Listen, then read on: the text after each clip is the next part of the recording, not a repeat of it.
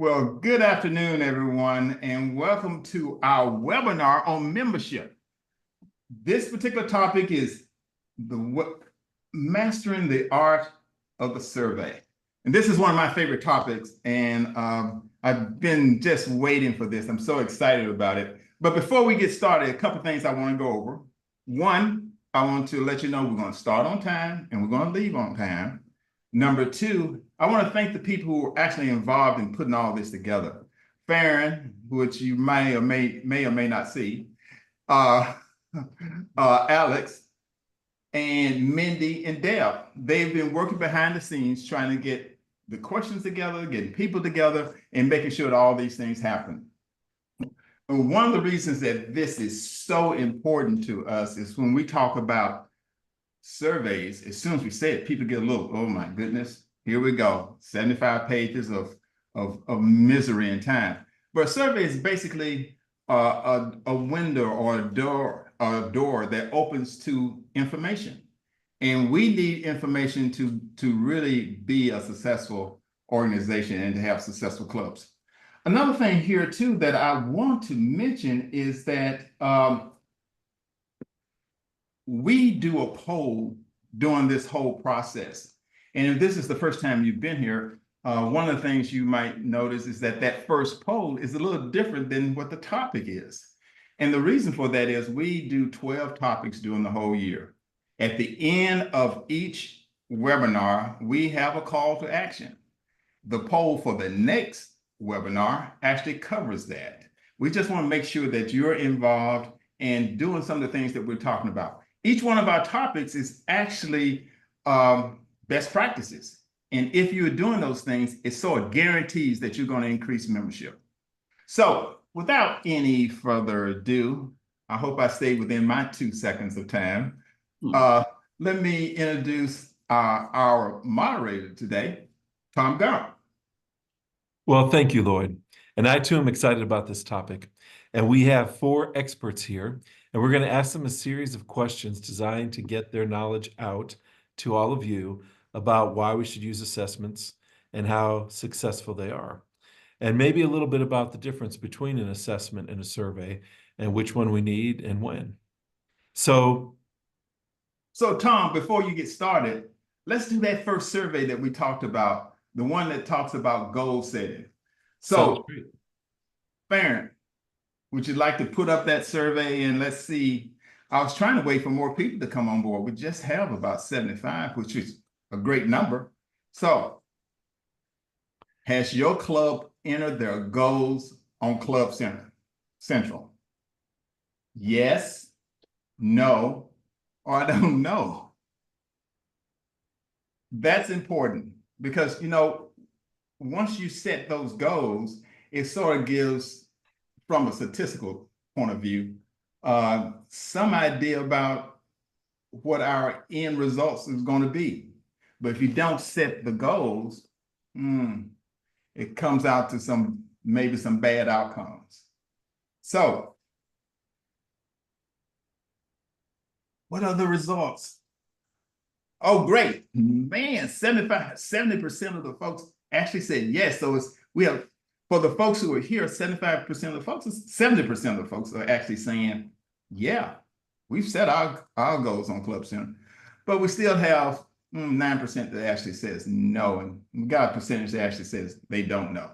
So, like I said, I am excited about this topic, and I'm going to zip it up and pass this over to Tom. Tom. Well, thank you, Lloyd. And our first panelist tonight is Sarah Diller from Rotary International. She's a staff person. So Sarah, we're so happy to have you here with us. Excited to see you here. So tell us a little bit about yourself and why you're here on our panel tonight. Yes. Thank you. Thank you so much for having me. I'm Sarah Diller. I'm a Regional Membership Development Officer with Rotary International staff. I'm based in Chicago, Illinois. I'm here. I've worked at Rotary for about 7.5 years, and my entire time has been on the membership development team. So I work closely with our volunteer leaders and our staff teams on developing our assessments and leading our assessments. Like many people on this call, I am very passionate about club assessments, so I'm very happy to be here today. Wonderful. So before we get started, this is kind of the why question. What benefits do clubs and districts get from doing assessments? Yeah, I mean, really, what aren't the benefits of club assessments? I think it's so important to understand what our members need, understand why our members might be leaving, and understanding if our club reflects our community. Our assessments and surveys provide an opportunity to dig a little bit deeper and ask questions about everyone's experience to make sure that Rotary stays relevant to their members, prospective members, and to the community at large. I think those are really kind of the strong benefits of these assessments. Wonderful. So if a club or district does an assessment, what impact will it have on that organization? Yeah.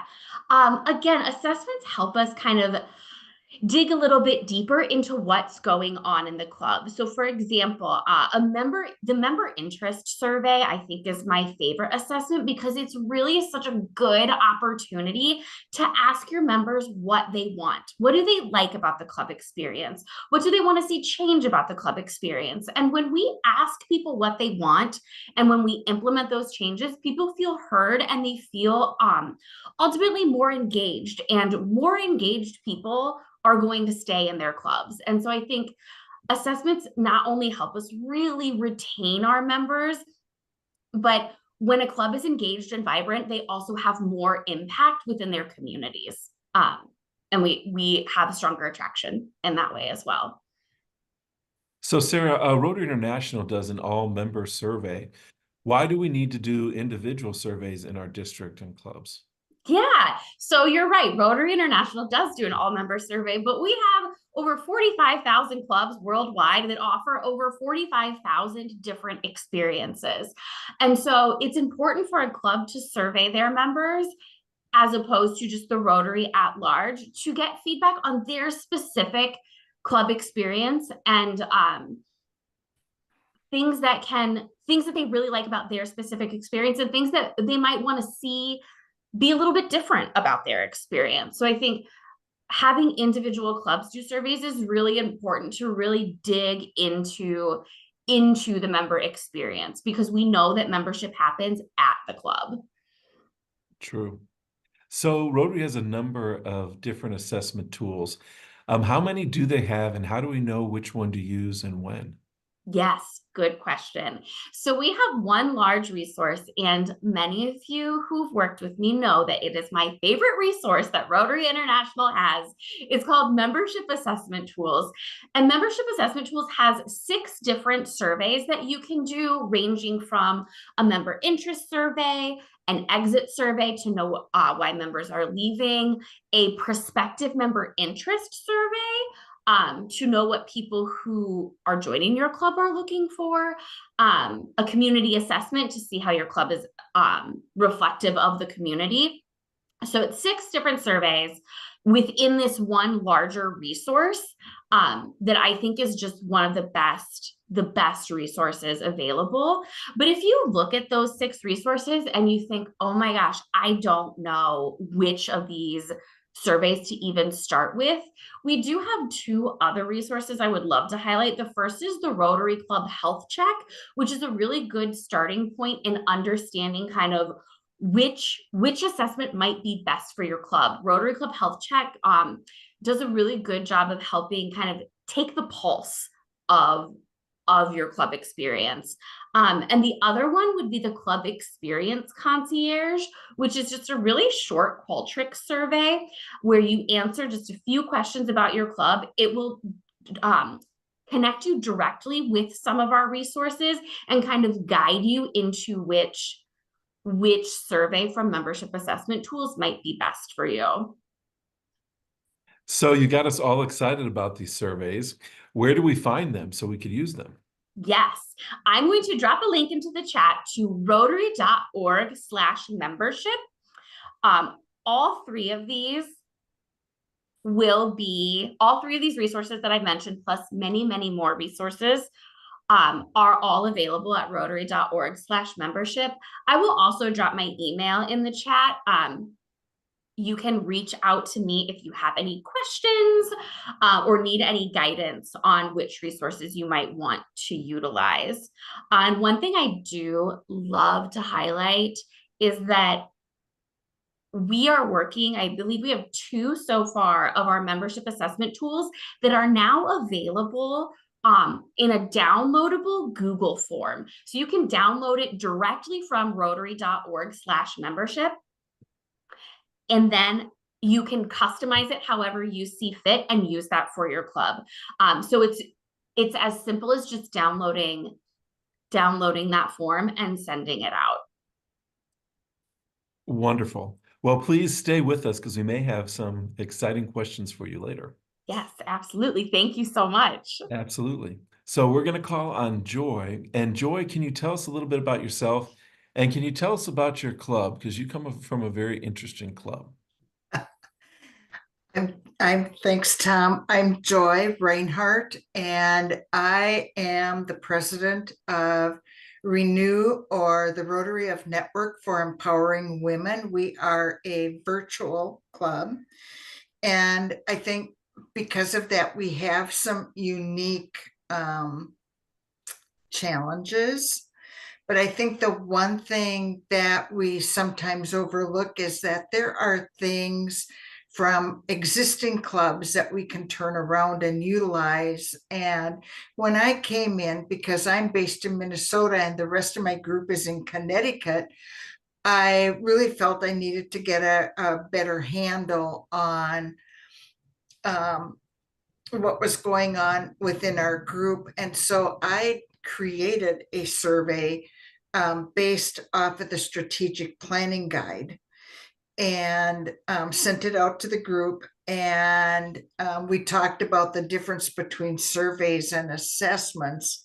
This wound up kind of being an all-in-one kind of thing because I only got one response back. And that told me I had an issue. So I think your surveys, I think if you're watching that, your surveys can also be an assessment depending upon how involved your group really is. And so, like I said, I got the one response back and I knew I had issues. So a survey would be finding out information from people. An assessment would be how they're doing with their training or what they're working towards. I would agree with that, but I think in this instance, I think it was deeper than that. And so basically what that prompted me to do, even though I'm based in Minnesota and they're in Connecticut, and yes, we can Zoom, I felt that I needed to be in Connecticut and actually face to face with everybody because I felt it was that critical. Wonderful. So I've often heard that surveys help create member buy-in. Can you talk a little bit about buy-in and how the surveys actually help us reach buy-in? It was interesting when I went to Connecticut because I have a small notebook, and as I was preparing to go to Connecticut, I actually created a 3-page laundry list. Now, it's not an 8.5 by 11, but I had a laundry list of things that I wanted to talk about. And, one of the things that kind of surfaced that I kind of heard via the background was they wanted more face-to-face time. And so I kind of thought about that, and I was like, if we use our fundraisers and we use some of our other events and not just have one person work on it, we've got to get out of that one person might be the driver, but we have to have multiple people working on things, and that will enable them to have that face-to-face. So I think my survey was good in the respect that it said, hey, there's a problem, but it also allowed us to dig deeper than that survey and kind of figure out, what was going on and try to figure out some strategies to mitigate some of the issues. Interesting. So you do the survey, you get this information, you implement the changes that the majority of people agree with. Does that actually increase member satisfaction? Well, so basically, I've also done, we've had some new people come in, and then we've had some new people filter out. And I'm not really sure that we followed up on them very well. But we did have somebody new that transferred in, and I have a membership person, and I said, when somebody new comes in, I want their email and I want their phone number. And the first thing I do is I reach out to them via email and I say, hi, this is who I am, and I would like to talk to you for a couple minutes. What time is good for you? And then I set up a Zoom meeting and we actually talk. And it's resulting in, maybe I'm not finding officers for this year, but I'm finding officers for next year, because in that conversation, not only do I get to know you, Tom Gump, but what can Tom Gump bring to our Rotary group, and what are you expecting from us? Well, that's wonderful. That does a lot more than just putting out a piece of paper or an electronic survey and getting it answered. Well, that's Exactly. very helpful. Well, thank you. Joy, can you stay around, please? Because we're going to move on to Carol. We may have some questions for you later. Thank you. Thank you. Carol Russell, can you tell us a little bit about yourself? Well, I'm a 35-year Rotarian, so I've been around for a while, and a past president of our club, Minneapolis City of Lakes. So I'm in Minneapolis, obviously. I'm a CEO of a strategic creative firm, and so I spend a lot of my waking hours doing exactly this, research, insight gathering. So I'm very passionate about not only getting solid information, but presenting it in a meaningful way and making it make a difference. Well, that's great to have your professional career in surveys and have been a club president. So let me ask you this. Is it best to survey our board of directors of our clubs or the members, or both? Absolutely both, for different reasons at different times. We've done surveys for a very long time in our club, an annual survey. We also do what we call pulse surveys. So when there's a topic, we had been in a location for a very long time. We're thinking about moving, which could have been controversial. So we do just a 5-question survey just to, get a test of how people are feeling. We've done those frequently, and that makes all the difference in being able to explain the rationale to a club. I would also say that it's important to get insights from prospects too. That goes outside the realm of surveys, and that when we've done that, it's been focus groups. But getting them in the room and asking them the same kind of questions in a different kind of a format has been really useful also, especially to membership. And how do you find the members of the focus group? When we are looking at prospects, what we are looking at is, our current membership, and then who we're after, who those individuals are, so we can put together a profile. And then we do random selection based on that within those profiles. So in that kind of case, we get somebody who is skilled in finding those individuals and getting them in the room. That's the one piece that we had to subcontract out. The rest of it we're facilitating and doing. That makes sense. So if a club is looking for younger people, your focus group would be composed of members of the class. Okay, great. Yes. Yeah, but very, very useful. Wonderful. And when's the best time to survey? Is it an exit survey? Sarah said there are exit surveys and entrance surveys. When is the best time to do it? Well, there isn't a bad time, Okay. except too frequently, and people stop talking to you. Mhm. I would say on an annual basis for sure, and I would do that before the strategic planning is being done for the next Rotary year. And then, like I said, those pulse surveys, if you've got an issue coming up, which typically those could be maybe quarterly. So I would do those. That's typically the frequency. We did also encourage our district, and Lloyd is aware of that. He was very involved with that. Our district doing the same kind of survey the larger annual survey so that we could compare our results to the district. In other words, how does our club look? You know, is it the same? Is it different in some ways? And we found out in a couple really key ways, we were very, very different, which really fueled our membership effort. And why once a year? Because for strategic planning Mm, and because it's not a short document. You mhm. know, it takes a bit to fill it out, and you know, you get research fatigue sometimes with our busy members. So that has worked well, but that timing just needs to be just right. Mhm. That makes sense to me because we always have people coming in and we always have people leaving.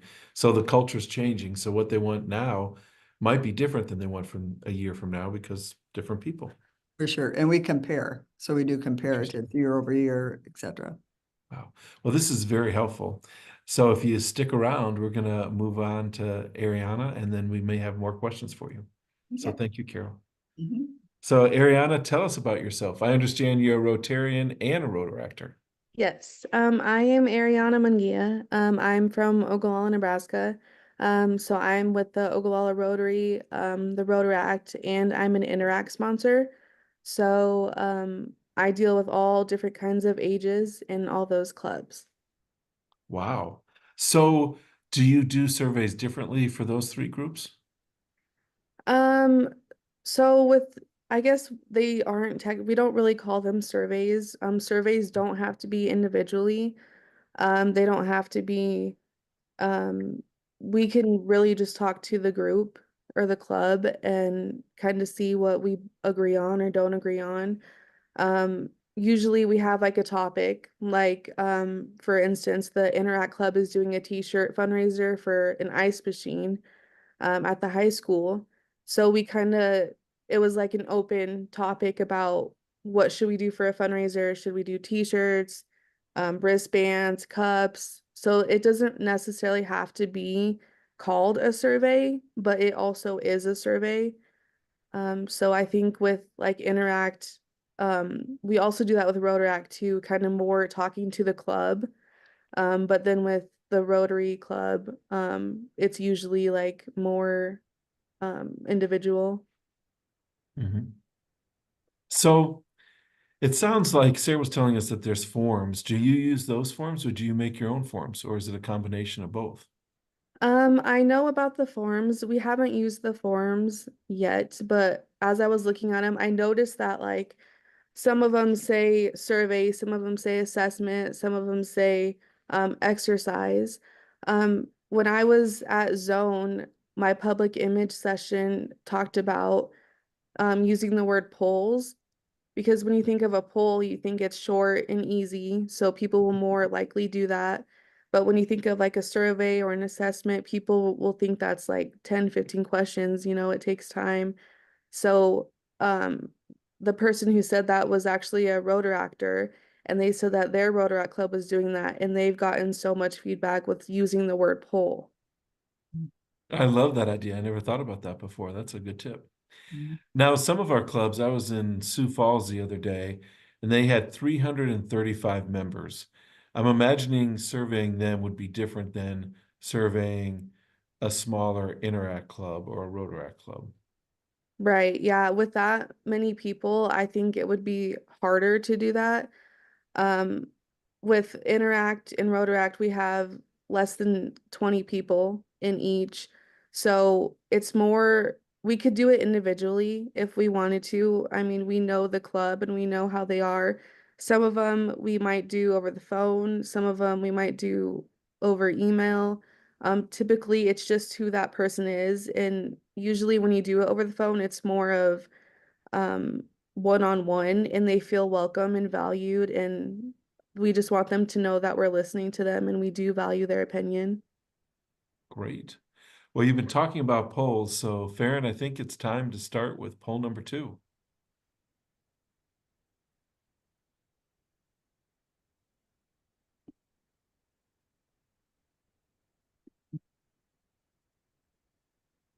So poll number 2 is, does your club conduct surveys? And your answer choices are yes, no, or I don't know. So does your club conduct surveys?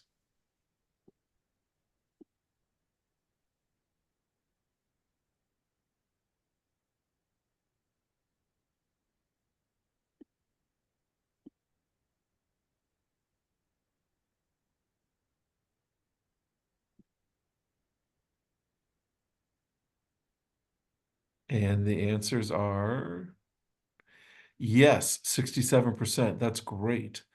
No, 29%, and 4% say I don't know. Okay. So this is a question for Carol. Carol, usually when I go around to clubs and districts and I ask how many of you done surveys, and then I ask what type of survey, the majority say exit interview. I'd like your opinion of the efficacy of an exit interview compared to an entrance interview or an interview that happens sometime before they leave. Good question. Exit interviews are great. The trickiest thing is getting participation sometimes, you know, getting them to agree to that. Depends on if you're only talking 1 or 2 people or more. Mhm. But the information would be extremely useful, you know, to Mhm. membership, as long as something is, you know, done with it. I think, you know, again, if it's, you know, when they're entering, you know, like Joy was saying, there's a lot of information you can get from that that really helps make them a better member, sets them up for success, and also helps the club. But Mhm. during is also good. But that's where I think those polls come in. Mhm. You know, it's interesting because I've always felt personally that Rotarians are such nice people. They may not totally answer honestly on the way out the door about why they're leaving, especially if it's a personal conflict. And then the other issue is if they're leaving, there's no time to take corrective action to keep that person. So I like your idea of doing various polls at various times. I think that's helpful. Mhm. Any other panelists have a comment on that? I would just add that doing the survey that I did and then going out to Connecticut and doing a follow-up, I did have a few people that stepped up and said they were glad I did the survey because they weren't sure they were going to stay. And I think, you know, I kind of looked at it as a clearing of the air and getting everybody back on the same page. Because I think as a virtual club, it's harder to keep everybody on the same page. And yeah, I just think that it helps in so many different ways. And you know, for me, it's also said to me that not only do I have to be talking to new members coming in, I need to be talking to our existing members and saying, you know, what can we do to make you engage more? What is going to make this much more complete? And I think once we start getting that whole holistic picture, I think things will start going better. I did like the idea that Carol was talking about doing a profile of who we were looking at. And Carol, if you don't mind, I'd like to reach out to you afterwards and get more information about that. Sure. Mhm. Yeah, that's really interesting, Joy, using the survey to find out what general problems there are, and then doing a deeper dive with in-person interviews to find out what those problems are. You know, it's interesting. If you're a club president, I know we always have club presidents on these calls. I once had a club in my district that said that their club was having an issue over the four-way test. The president said that half the club wanted to do away with the four-way test and half wanted to keep it. Now that we can't really do away with it, that's without a council and legislation. But he asked me what to do. And I said, what you need to do is do a survey, and come back to me with the results. He conducted a survey. It was a club about 30 individuals. It turns out that only 2 individuals wanted to do away with the four-way test, and everyone else who responded, which was the majority, they had an 80% return rate, said they wanted to keep it. It's just the 2 that wanted to do away with it were a little bit more vocal. So then he was able to solve his problem by using the survey as a tool, and then went back and said, well, the majority of us Exactly. decided that we want to keep it. So it's then the members feel like they're being heard because you did the survey, and then you have their buy-in because you actually did what the majority of them wanted to do. So it was really good. Okay, Farron, can we have poll question number 3, please? How do you use your surveys? Choose all that apply, and it's multiple choice, so you can choose more than one. The first option, the board discusses results in their meeting. The second option, the survey results are shared with the club members. The third option, what surveys? We do not conduct surveys in our club. And the fourth option is, I've seen a survey before and do not know the results. Interesting.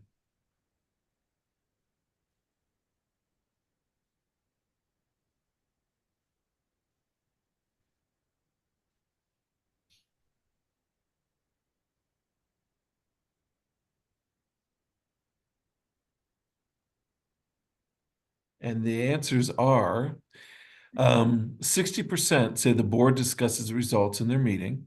Okay, so board meeting, the board discusses it. 60% that said that the survey results are shared with the club members. So that's interesting. Equal amount share it with their board and with the club. 29% do not conduct surveys with fits with the other answers. And some have seen a survey, but the results weren't published. So Sarah, what can we learn from this? I think that's a great question. First of all, I'm very delighted to see how many people are doing surveys. That's really heartening. I think honestly, it's a little bit of column A and a little bit of column B. You know, we want to discuss those results among the board, but as I'm always pro transparency within kind of showing those results to the rest of your members. Maybe not in a way that's like, Tom said that he doesn't like this about the club, but I think discussing it among the board, putting it in a way that's digestible for your members to see and kind of read through is a really great way to get member buy-in. And I think as Tom mentioned a little bit earlier, if you're implementing changes or if you're keeping something that maybe a few people have been complaining about, having those survey results being transparent can help alleviate any pushback you might have to changes or no changes. You know, that's a very good point because change is often fought by individuals, and sometimes clubs don't want to change. And it's interesting because we're always talking about the importance at Rotary International of club culture. Because if you have a good culture, you're growing, you're doing service projects, you're raising money. If your culture is not good, people are leaving and you're not getting a lot done. So the survey allows us to find out what our members want. And if we give our members what they want after we do a survey, then they're going to be happy and they're going to bring in their friends. They're going to stay themselves. So I have a question for Ariana. When you conduct your surveys, and it might be different since you're in 3 different groups, do you do them without asking for names anonymously, or do you actually ask for them to have their names? And then a second part, sorry for the compound complex question, but do you ever have open-ended questions in your survey that let them give more information? Most of our surveys are done as a group. If there is someone who kind of gives more feedback than another or gives less feedback, then we call them individually and say, you know, you weren't saying much. Can I get your feedback? Or you were saying a lot. I want to know more. I want to know how you feel. I want you to know that we're listening. So more of kind of a group thing, but then it also can be individual at the end once you like hear everybody's results. Yeah, that's interesting. You know, it's funny. Sometimes presidents and boards do not want to conduct surveys because they're afraid of what the answers are going to be. And I can tell you, I've dealt with surveys and talked around the world with groups that do surveys, and it's usually only 5% or less that say they're dissatisfied or greatly dissatisfied. When you actually drill down as to why they're dissatisfied, sometimes it's very easy things to fix. They don't like the time you meet, or they don't like where you meet. And if you drill down, sometimes you could answer those questions pretty easily. But it's important to find out what they want. I remember once we were at our NC Pets and we had a speaker back out and they asked me to fill in for the last session of the day. So I went around and asked the presidents the one thing that the one change they were going to make, because we wanted to empower them to be able to make changes. And it's hard to make a change because it might not work. But it's interesting. People had grandiose plans, and one gentleman, I call him Troy the Pie Guy, because he said that his one change was he was going to have pie for dessert. And of course, everyone laughed. They thought that was really funny. Well, I ran into Troy a few years later and I asked him if he made his choice, if the club agreed and they had pie for dessert, and they did. But he said a strange thing happened. He said that everyone was happy with the pie, so they started making other suggestions and they started making other changes, starting with small changes and then big changes. And now they're the second largest club in our district, and they actually changed from a culture of being afraid of change to one of innovation. So surveys can do that, but you have to make people feel comfortable that they're able to answer and that they'll be listened to if they do answer. So Farron, I think we're ready for that last poll question.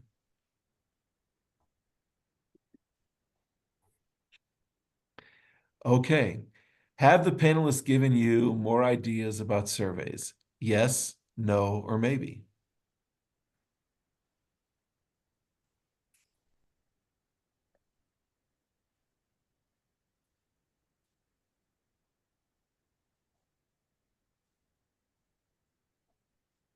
And the answer is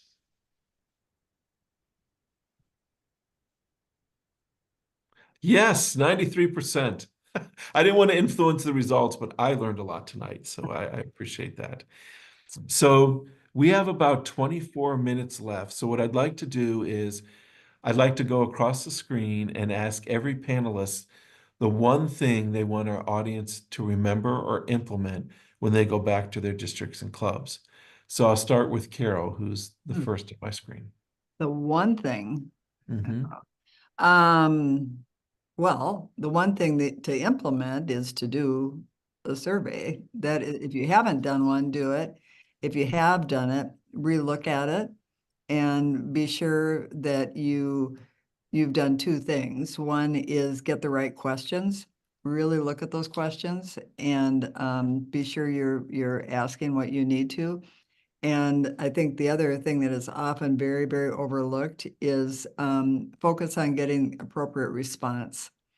It is the toughest thing, as everybody on this call knows, is getting people to respond so you have an adequate percentage. If you don't, then you can have great questions and it's meaningless. So there's an art to that you have to work at. Mhm. Do you ever submit it a second time or expand the Oh, deadline? absolutely. Mhm. Yes, several times. And typically, if I'm involved in it as a member, then I'll also have the club president also send a reminder as well. But it's all timed out, but that is really, really essential. If we would want to hire a firm to do this for us, how much would it cost for a firm to do a survey for a club? Oof.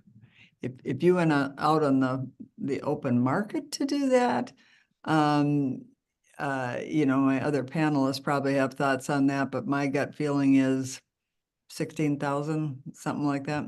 Mhm. But that would be, open market. Mhm, mhm. Ariana, what do you want us to remember and what do you want us to implement?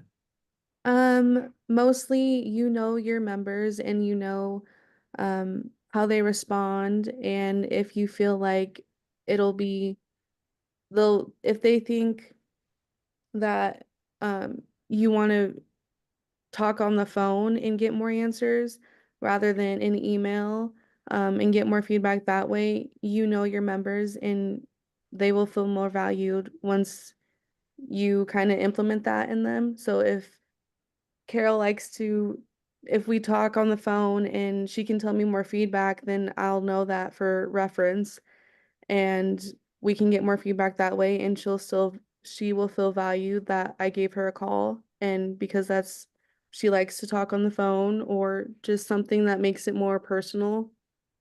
Mm-hmm. Makes a lot of sense. Wow, I feel like we have such good information here, and it's free.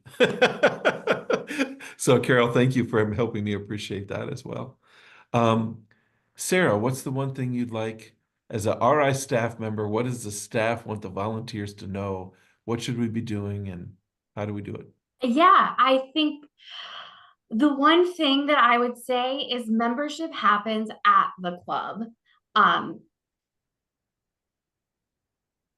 And knowing what your members want, giving them the experience that they're looking for is the key to Rotary thriving.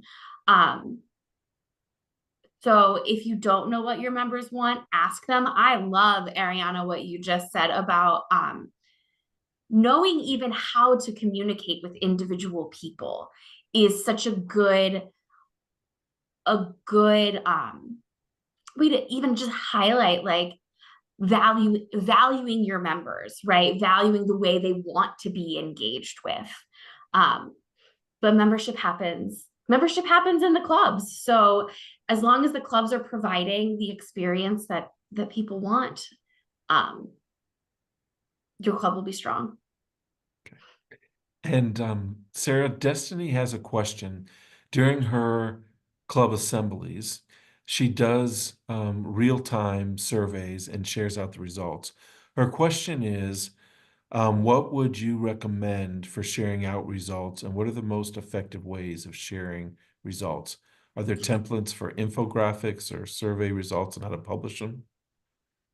I don't believe that we have templates for data sharing and infographics, but I'll look a little bit further into that.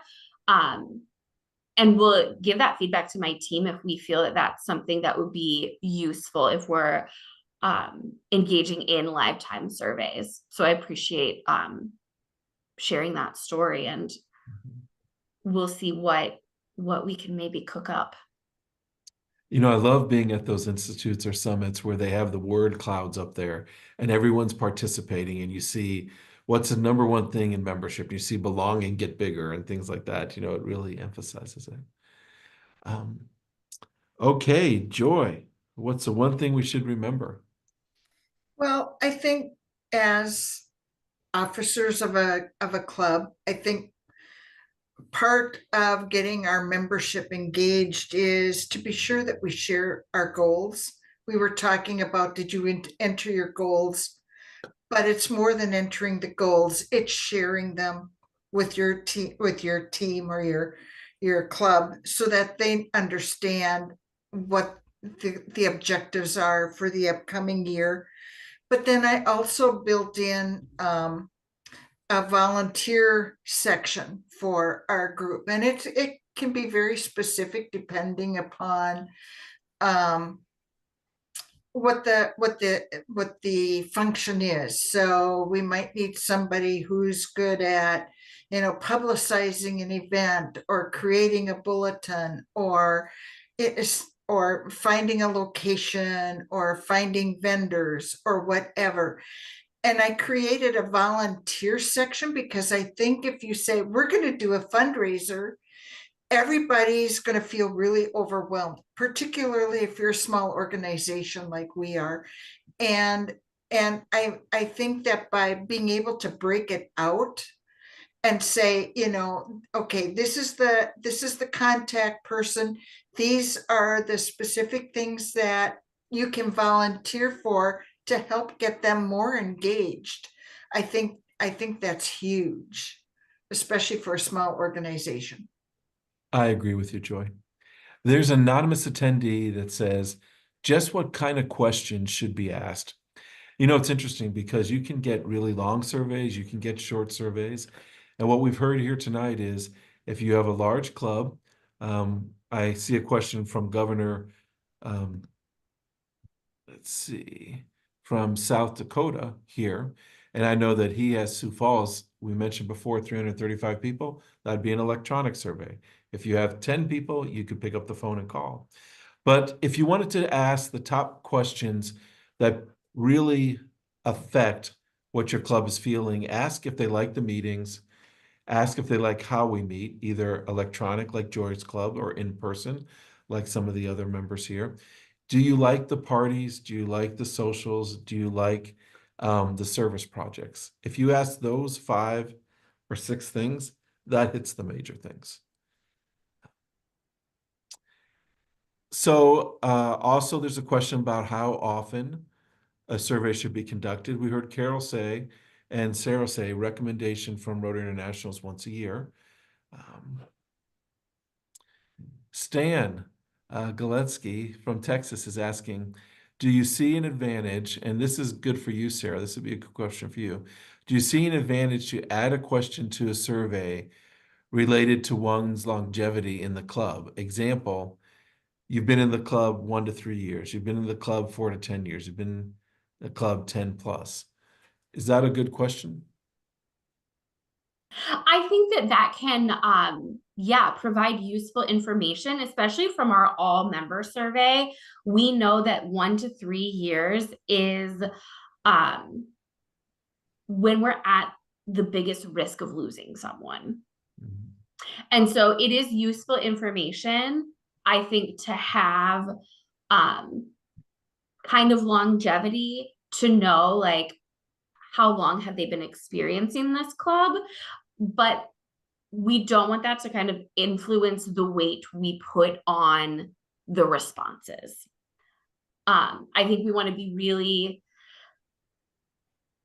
really careful and conscious of making sure we don't see a response that said, oh, this person's been in the club for 35 years, so we're going to take their response more seriously than we do a person who's been in the club for 2 years.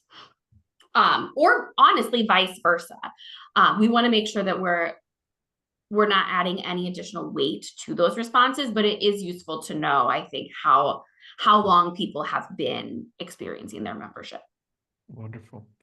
So Carol, Jeff Horlacher, who's our governor in Kansas, we have a great crowd, a geographical diverse crowd tonight. He likes the survey being done annually. And his question is, would our members feel more comfortable if they know it's coming every year to give more honest answers so they know it won't be considered a criticism, but they're just trying to help out?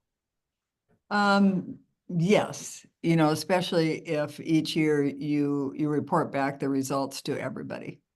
So that, and what you're going to do about it, if they feel you're taking action and you can point to that, that makes all the difference.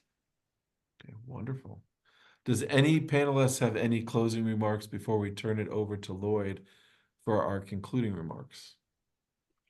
I have one comment, if I could just follow up on an earlier thing you said about should you have an open-ended question and, you know, et cetera. We always have a few open-ended questions, and it's fascinating to me. Rotarians are not short of opinions, never. We all know. And all they need is a vehicle to give them voice. Yeah. And so when we have open-ended questions, there'll be pages of comments from people. And we don't ask for anybody's name, but always we say, if you want to be contacted, and always there are people who will comment and say, yes, here's my name and I would like somebody to call me. And it can be a membership saver. It's really important. You're so right, Carol. I remember right before I became club president, I wanted to have lunch or breakfast or coffee with as many members as I can. And so I started out with the grumpiest person in our club, because I figure if I can make, he was an older gentleman, I figure if I can make him happy, it'd be okay. So I took him out to breakfast, and his only beef with the club was that we didn't do anything regarding careers. And he was a realtor and he wanted to be able to talk about his career.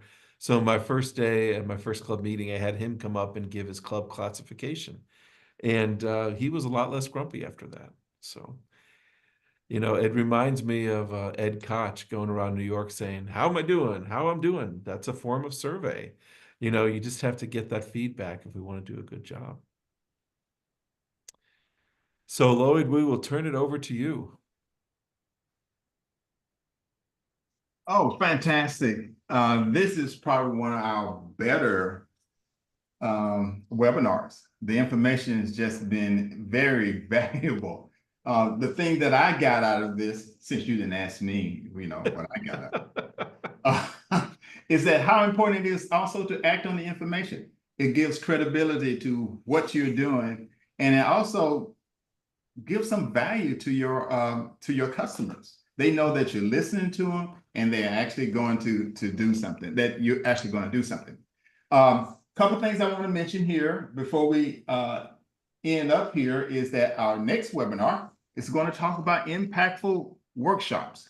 So please stay tuned for that. And also, if anyone in our audience has done a workshop and you think you have a story to tell, please get in contact with us. We will be sending out a sign-up genie. I think it's called sign-up genie pretty soon, so that we can have folks who have a story to tell. Please let us know. I believe Joy was one of our panelists who actually said, hey, I know something about that. I want to tell my story. So that's great. So please remember that. Also, too, the call to action. Guess what it is? Do a survey. Please do a survey. You have 1 month to do it. If you've already done it, that's great. If there are some issues you think you might want to further dive into, also do it. But you can almost guess that there will be a poll question concerning survey at our next meeting. So, any other questions or? Lloyd, there's a question in the chat regarding can they receive recordings of the various monthly seminars? Let's see. The number that registered for me was $16,000. But they're free. If you go to the Zone website and go to the section menu that says membership, you will see a list of all our webinars, the ones that we've done and the ones that's coming up. The one that we've done there in blue, just click on it and that's where the recordings are. So please, that particular website is a source of a lot of resources for membership. So not only for reviewing this particular thing, which is great, but there are some other things too that you want to take a look at. So any other questions? If not, I want to thank the panelists and definitely Tom for taking time out of your busy schedule to be a part of this. And thanks again, panelists, for the information you provided for us. And unless there's nothing else to say, bye-bye. Thank you.